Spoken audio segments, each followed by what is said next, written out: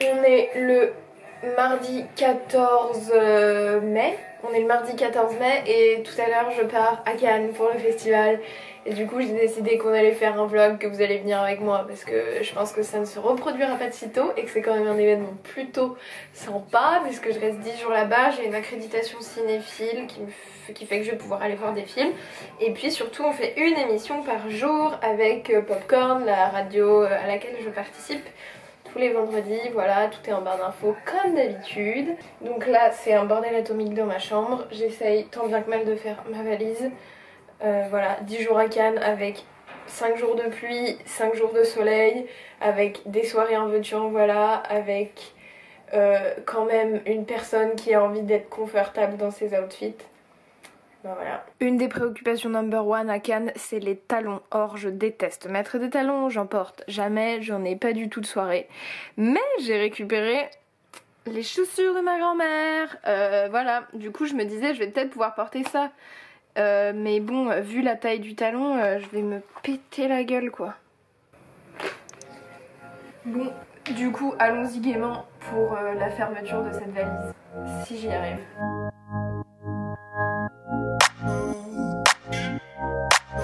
J'en profiterai pas pour vous montrer.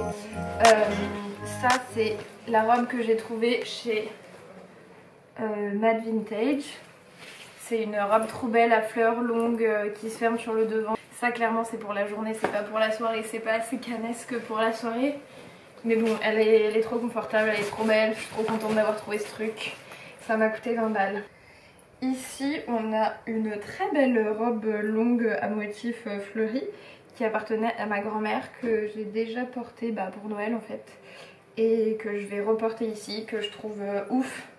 Les couleurs sont super cheloues, le motif aussi, mais je trouve ça trop beau et j'adore que ça ait appartenu à ma grand-mère en fait.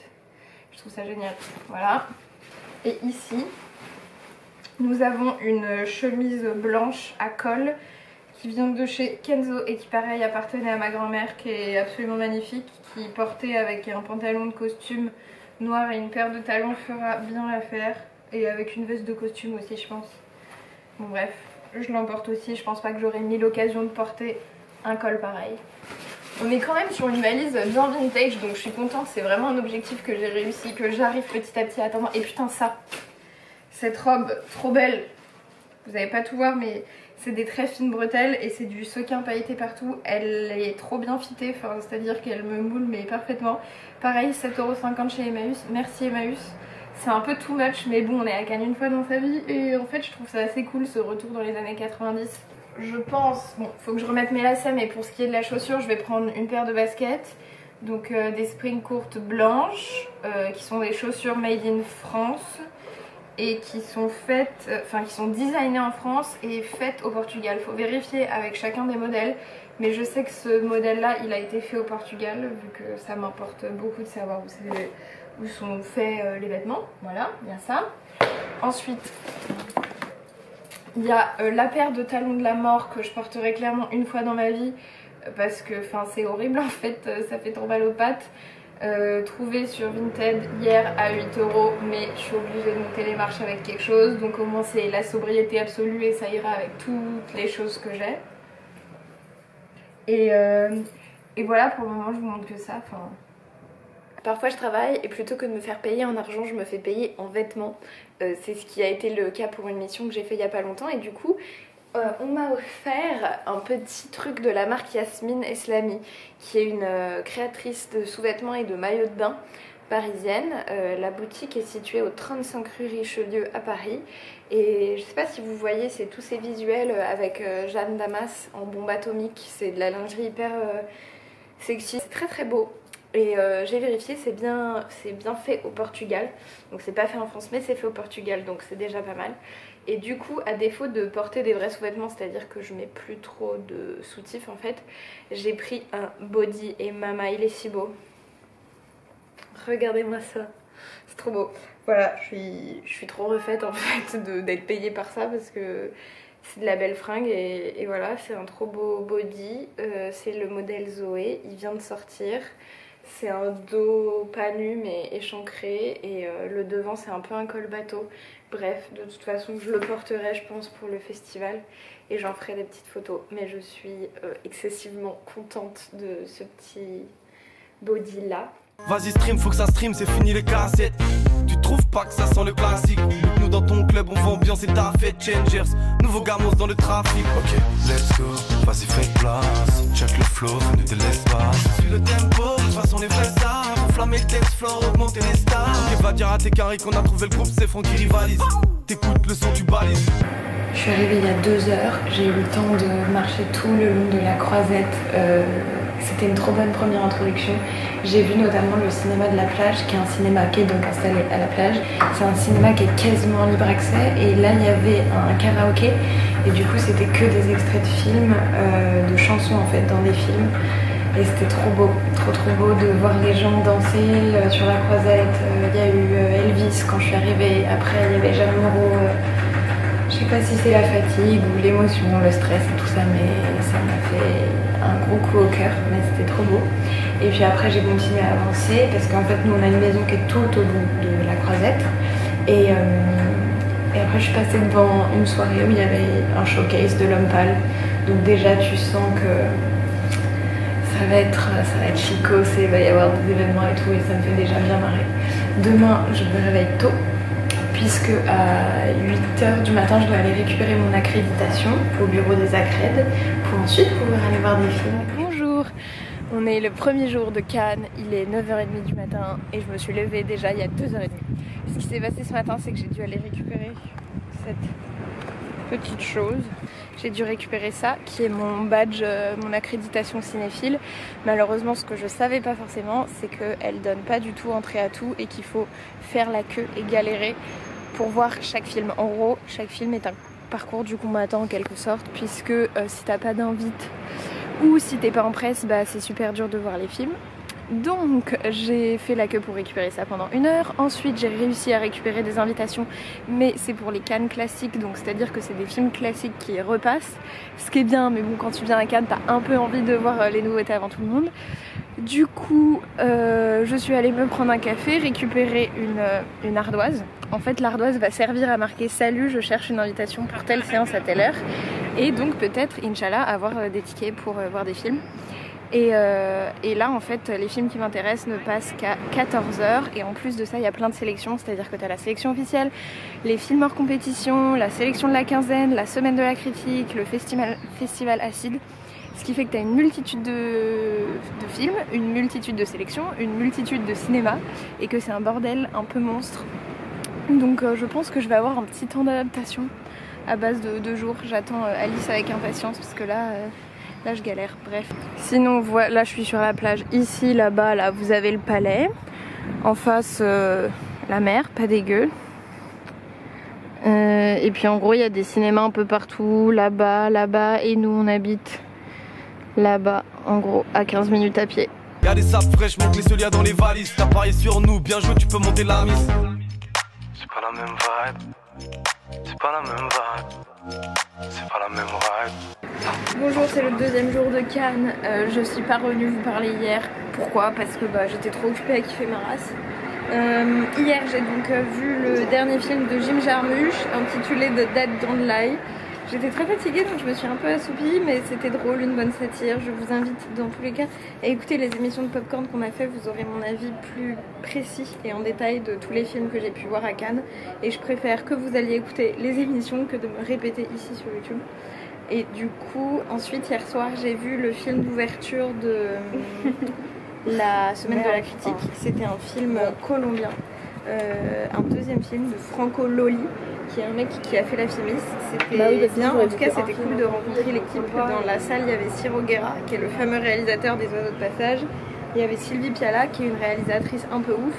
Il y avait les acteurs, enfin bref, c'est intéressant. C'est toujours plus fort en émotion de voir un film accompagné de l'équipe, parce que du coup tu sens beaucoup plus le travail, et ça c'est vraiment un truc que je remarque à Cannes, c'est que chaque film est beaucoup plus fort parce qu'il est aussi représenté dans ces espaces, parce qu'il y a un tel public hyper attentif, hyper ouais, hyper attentif à ce qui se passe et du coup les réactions sont bien plus fortes que dans un cinéma lambda, genre par les rires, par les... Comment on appelle ça? De quoi? Quand tu fais... Je parle à qui en fait? La caméra. Ah putain. La meuf est complètement schizo quoi. Je trouve que l'expérience physique rend tout ça encore plus intense. Et du coup aujourd'hui on a...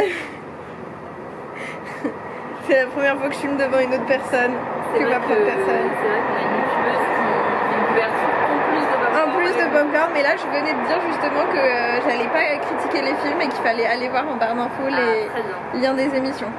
Tu parles plus de ton ressenti. Ouais, de comment ça se passe mon expérience à Cannes quoi, dans son intégralité.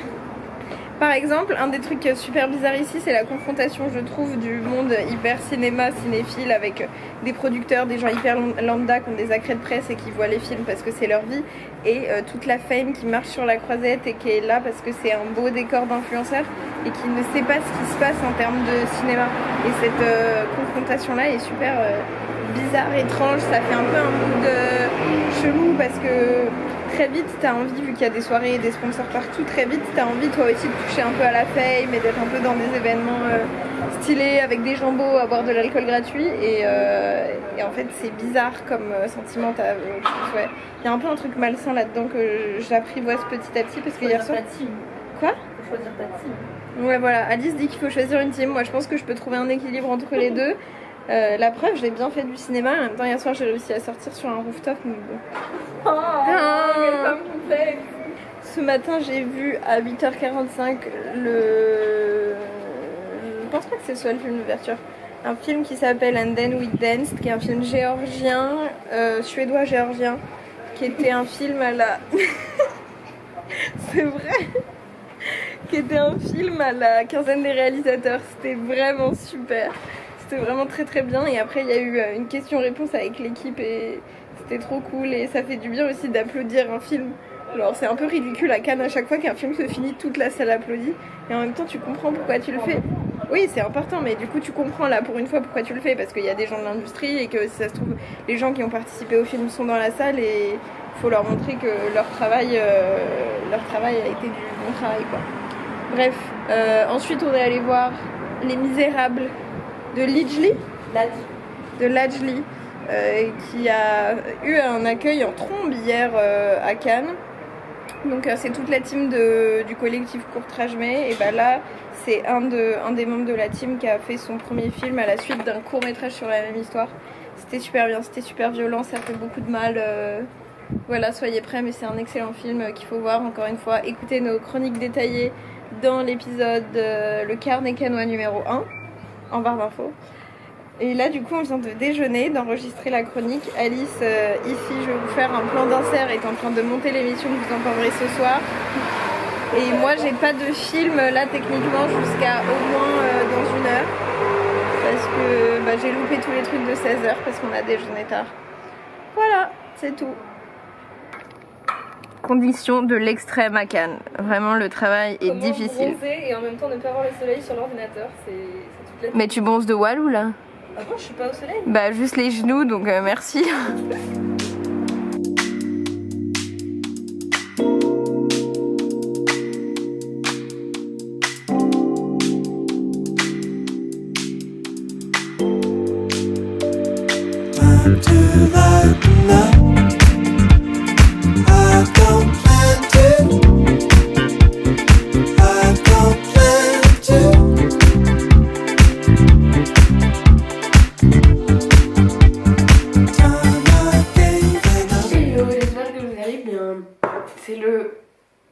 C'est déjà le 4e jour à Cannes, putain, que le temps passe vite.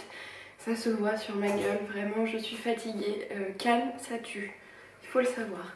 Je reviens pour vous dire en fait que je n'arrive pas du tout à faire un beau vlog comme j'aurais aimé le faire et que ça me frustre beaucoup parce que j'aimerais beaucoup partager cette expérience et j'arrive pas. Je suis tellement dans le moment, je suis tellement speed tout le temps à courir pour aller de projection en projection et à faire des queues que finalement je pense jamais à sortir ma caméra et que je le fais très peu. Donc voilà, pour résumer ce qui s'est passé, bah, chaque jour je vois en moyenne 3 films. Je crois que j'en ai jamais vu plus de 3, moi c'est un rythme que j'arrive pas à tenir. Ce qui fait quand même une moyenne de 6 heures par jour devant les écrans, sans compter le temps passé sur les réseaux sociaux à partager des trucs. C'est con, mais rien que partager les posts de popcorn, écrire ces petits trucs là, ça prend un petit peu de temps. Et au-delà de ça, je fais beaucoup la queue.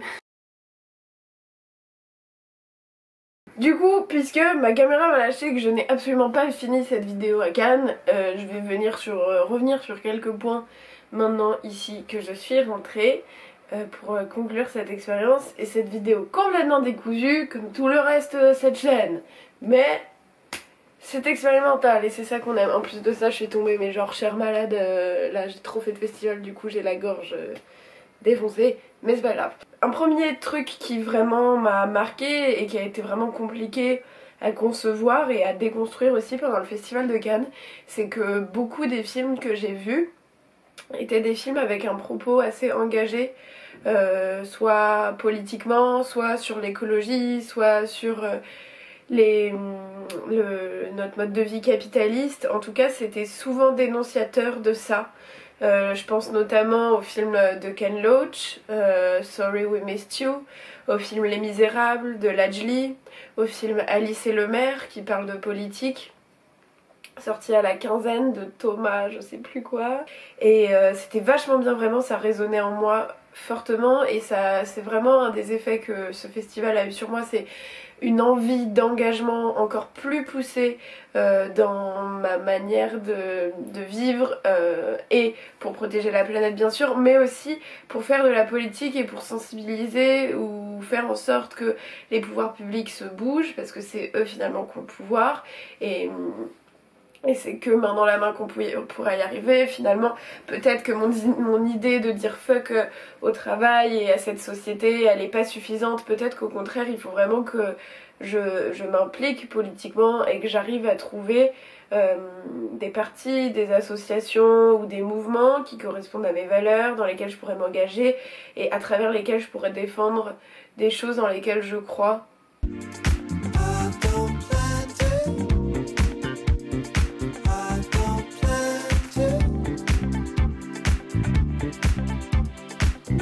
Il y avait notamment dans le film Alice et le maire beaucoup de références à ce qu'est la politique d'après les philosophes et d'après le concept de base qu'est la démocratie, et c'était très très intéressant. Et dans ce film là on a notamment une politique qui est pensée de manière nouvelle à travers les yeux d'une jeune femme philosophe. Et ça fait du bien en fait d'entendre ce discours. C'était vraiment un film hyper positif qui m'a vraiment donné voilà, des envies d'engagement. Je disais ça parce que en fait l'opposé absolu de ce que tous ces films défendaient était présent à Cannes constamment sur la croisette. Parce que le festival vit notamment grâce à ses sponsors qui s'installent sur la plage, qui développent des restaurants, enfin bref des lieux où vont passer les stars, où va y avoir des photocalls, où va y avoir les soirées de films, les soirées de divers événements. Je pense notamment à Magnum, à Nespresso, de gros pollueurs quand même, hein, on va pas se mentir. Et là tout d'un coup ça te fait bizarre parce que tu te dis waouh, exactement tout ce qui me dégoûtait dans le film que je viens de voir est présent à la sortie même du film quoi.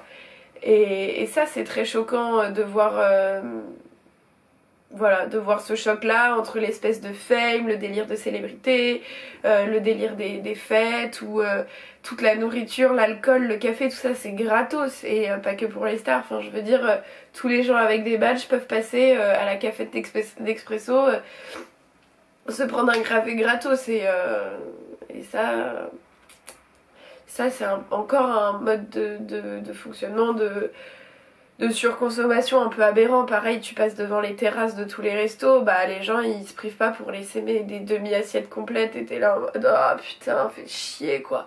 Il y a encore tellement de taf et les gens sont tellement pas conscients. Bref, je trouve que le festival est hyper engagé dans ses sélections mais qu'en revanche dans son mode de fonctionnement il n'y a pas grand chose qui suit. Et ça m'a fait vraiment bizarre. Mais bon, au bout d'un moment ça devient ta routine et t'arrives à te mettre des œillères et à te calmer aussi. Moi dans mon processus de réflexion ça a été très dur de voir autant de films en si courte période pour pouvoir prendre du recul sur le film, l'analyser, qui fasse écho en moi.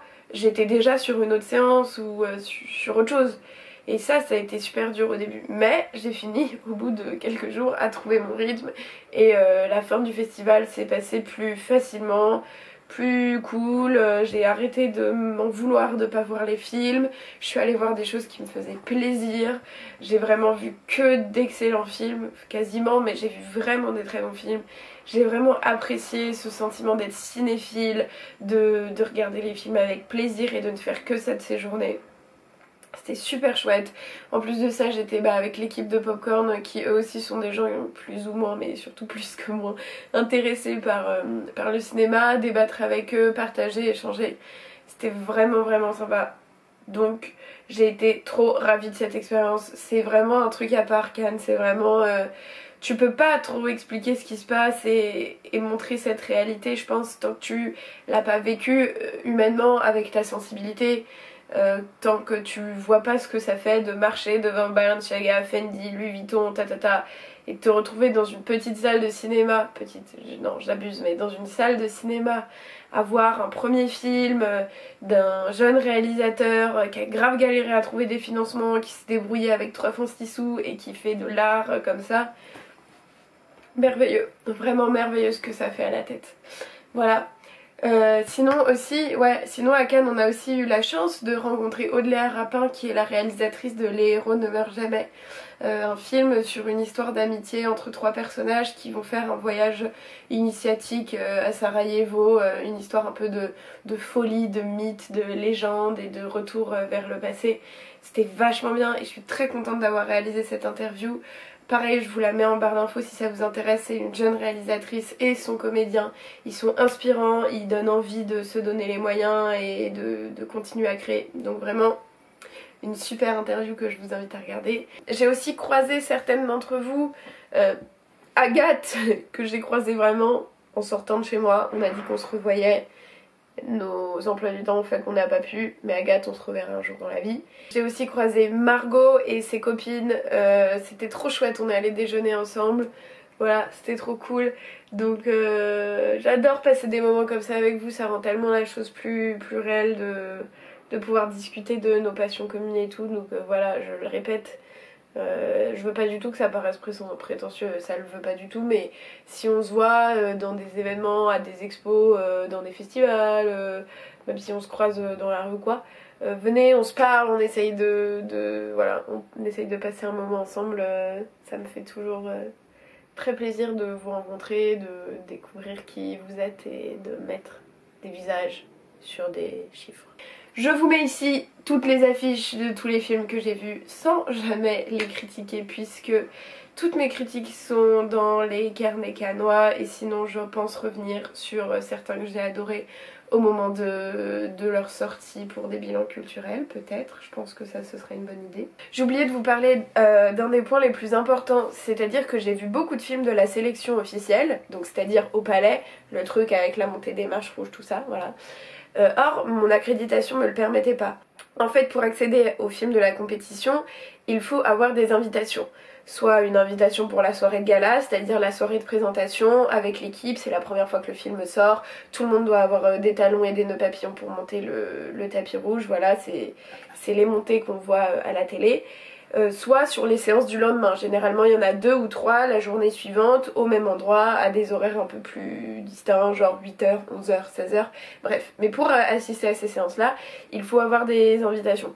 La meilleure solution pour trouver des invites, à moins d'avoir des contacts dans le milieu, c'est de se mettre avec une petite pancarte devant le palais en indiquant le nom du film et généralement beaucoup de gens offrent ces invitations parce que eux, s'ils vont pas voir les films, et bah ils sont un peu blacklistés.